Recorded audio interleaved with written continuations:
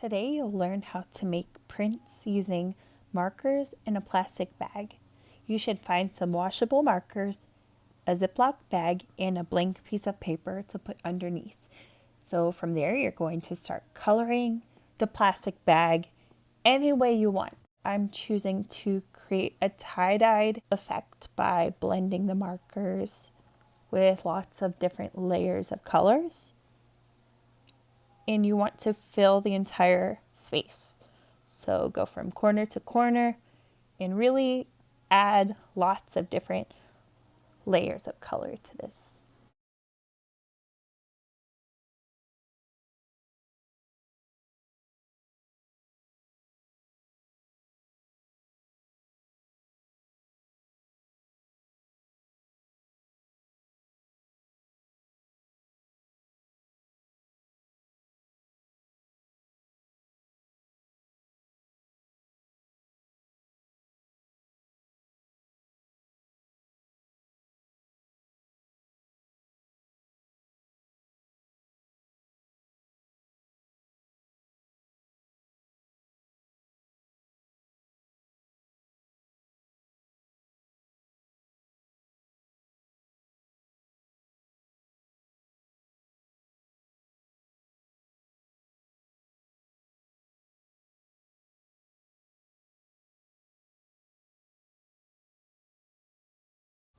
Once you're happy with the way that your drawing or pattern looks, it's time to trade your markers for some water. So you're going to sprinkle or spray some water on top of that plastic bag and then put a blank piece of paper down so the markers will be absorbed into that paper.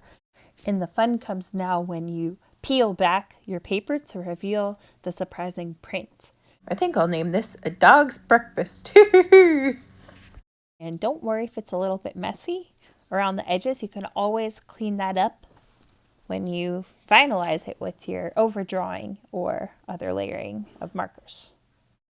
The best part about printmaking is that you can really experiment and play with different mark making techniques and color combinations, and you can really be brave and make bold choices when you lay down areas of color. And this is a sped up process of my next print, and I wanted you to see that you don't have to have the best of the best materials for this.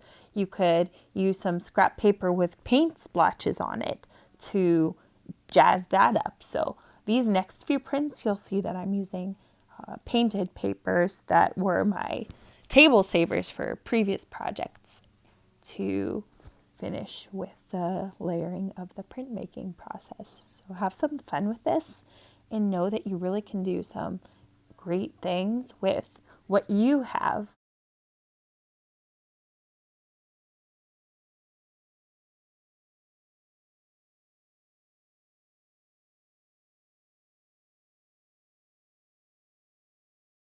And this one I'll call Taco Bell Volcano. I want you to see what happens when you pull a print and you're not happy with the end result.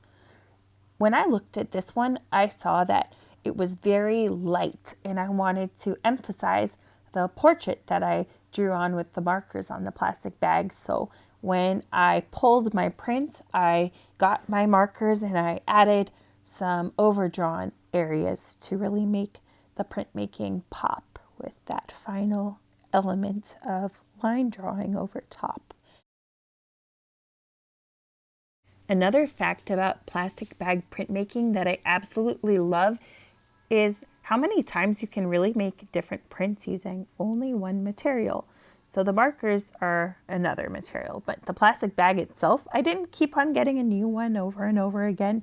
I'd get a wet paper towel and I would just wash off the marker that was left over, that residual marker, and I would just go again and again until I had a little batch of monoprints in this new style. Because of the monoprinting process, each work that you make is unique and there's no other one like it.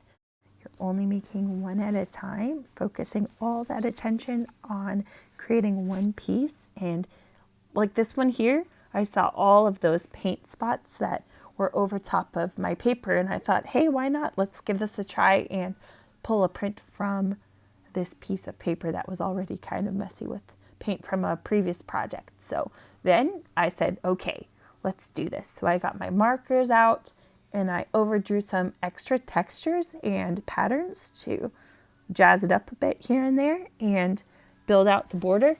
And the final touch on this printmaking project for me was cutting out the print and the additional lines that I drew in marker, and I had a very organic, free-flowing shape.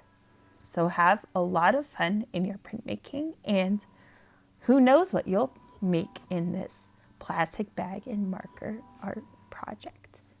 See you in the next video.